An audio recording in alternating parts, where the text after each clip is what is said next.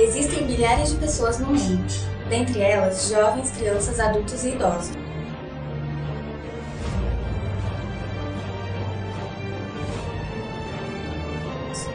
Todos estes com suas determinadas rotinas e atividades, alguns trabalhando, outros estudando.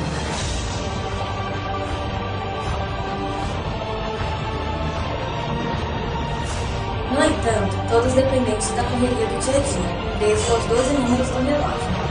De uma coisa se sabe, os dias não são mais como antes. Porém, algo prevalece durante a transição das eras, o petróleo.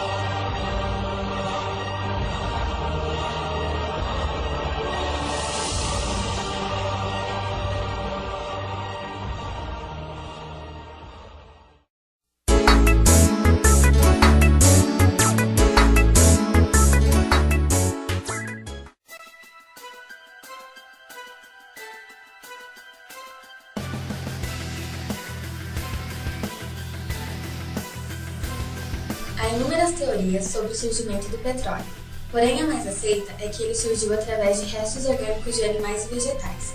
Depositados no fundo de lagos e mares, sofrem transformações químicas ao longo de milhares de anos. O petróleo se tornou uma das mais preciosas fontes econômicas do mundo. No entanto, algumas transformações, como o preço, causam alguns impactos econômicos.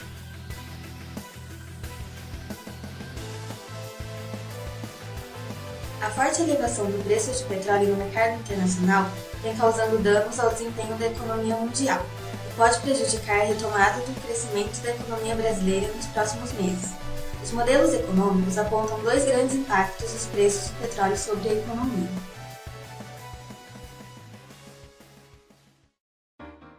Choque de oferta negativo. Os custos de produção sobem, as empresas reduzem a produção e elevam os preços. Os preços mais altos do petróleo transferem renda dos países importadores para os países exportadores do produto. Caem o poder de compra dos consumidores e o crescimento econômico nos países importadores de petróleo. Essa redução do crescimento somente não ocorreria se os exportadores de petróleo gastassem rapidamente seus ganhos de renda em importações dos países que a perderam.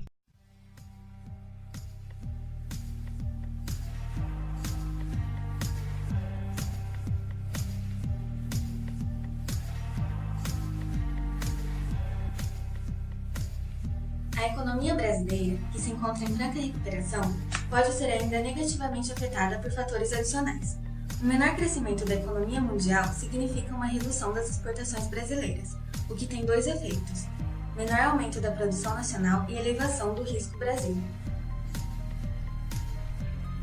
O Brasil importa cerca de 25% do petróleo consumido. O aumento do preço deste produto prejudica as exportações e implica maiores gastos com importações, impedindo a redução expressiva do elevado déficit do balanço de pagamentos, que é hoje a maior fragilidade da economia brasileira. Até o momento, os efeitos negativos do aumento do preço do petróleo sobre a economia brasileira são pequenos, ainda que não desprezíveis.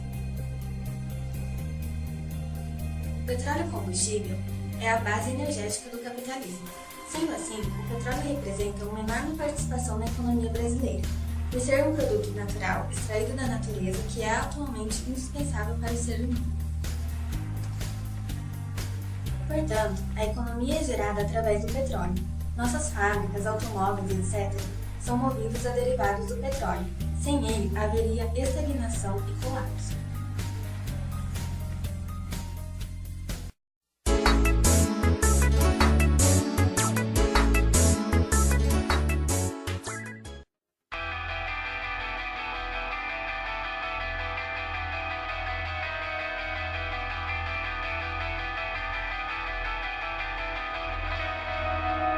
Além da questão econômica, o petróleo, se mal administrado, gera ao meio ambiente vários problemas.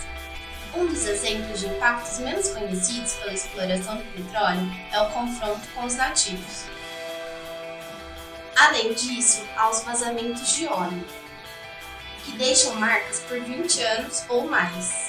A recuperação é sempre muito longa e difícil, mesmo com a ajuda humana.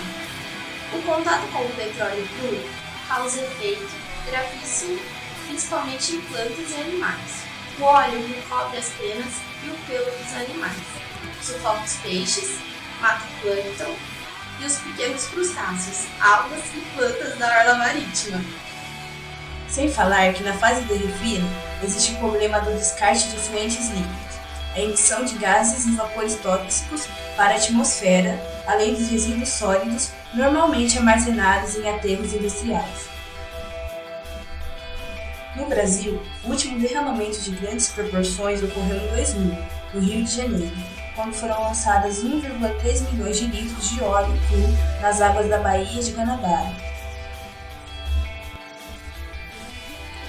Para a solução desse problema, foram instalados 9 centros de defesa ambiental no país. Segundo o Departamento de Segurança, Meio Ambiente e Saúde da Petrobras, esses centros funcionam como uma espécie de corpo de bombeiros, contra vazamentos de óleos, com profissionais de prontidão 24 horas, barcos, balsas, recolhedores e milhares de metros de barreiras de absorção e contenção de óleo. Também no dia 20 de abril de 2010, 205 milhões de galões de petróleo vazaram no Golfo do México. E por 3 meses, todos discutiram e debateram o caso. Mas e se isso nunca tivesse acontecido? O que teria sido feito com tanto petróleo? 46%, equivalente a 94 milhões de galões, virariam gasolina, o suficiente para abastecer 750 mil carros para dirigir de Nova York até Los Angeles.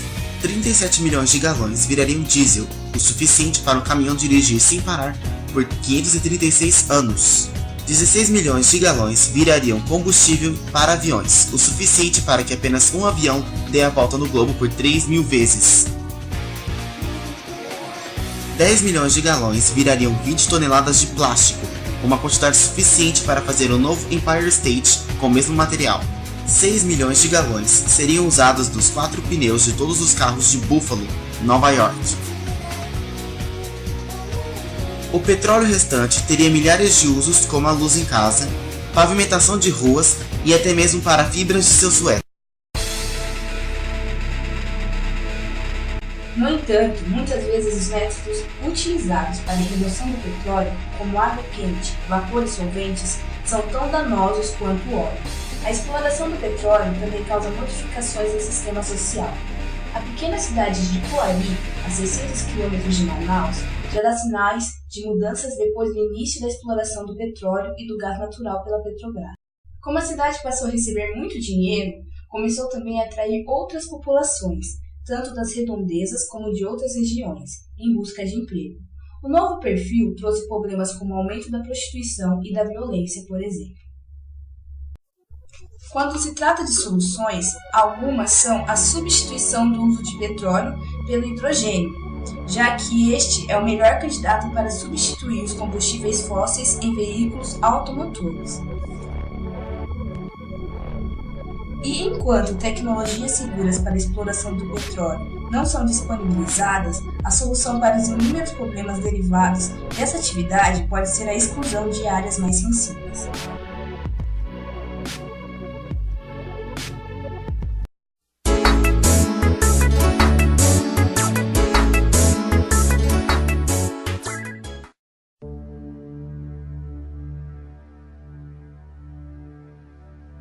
A geopolítica do petróleo significa a disputa pelo controle das regiões petrolíferas. Por longos anos, as nações poderosas apossaram-se de grandes áreas petrolíferas. Tais atividades constituíam ilhas estrangeiras sobre as quais os governos locais tinham controle precário. Para os países que dominam e controlam-no, o petróleo é bênção e progresso. Entretanto, para os povos que só dispunham de reservas de petróleo, tão terrível foi a opressão destes grupos econômicos que Calles, presidente mexicano, disse ao general Henrique Mosconi: melhor seria que o México nunca tivesse tido petróleo. Toda essa agitação e revoluções por anos a fio naquele país foram desencadeadas pelos trustes de petróleo, porque em 1935 o México adotou medidas nacionalistas. Para os países sem tecnologia, o petróleo debaixo da terra ou na mão dos trustes não traz benefício ao povo nenhum. O tirano da Venezuela, Juan Vicente Gomes, entregou as reservas de petróleo ao Royal Dutch. Apoiado pela empresa estrangeira por 35 anos, oprimiu seu povo que por todo esse tempo continuou faminto, analfabeto, marginalizado e sofrido, enquanto o país se eleva a terceiro maior produtor de petróleo do mundo. Para todos os países da América Latina, o petróleo foi mais terrível das maldições, exceção do Brasil, porque o presidente Getúlio Vargas baixou o Decreto-Lei nº 395, de 29 de abril do mesmo ano, e criou o Conselho Nacional do Petróleo, dirigido pelo eminente general Horta Barbosa, a quem tanto o Brasil deve pela sua ação patriótica em relação à nossa principal riqueza.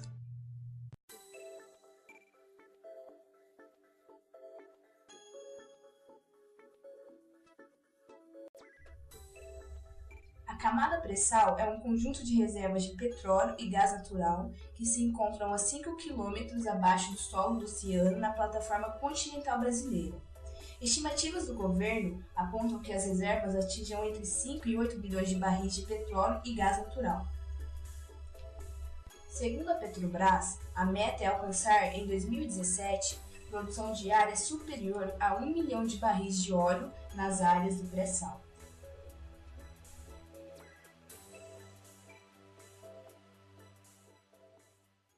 Outras reações nacionalistas se deram.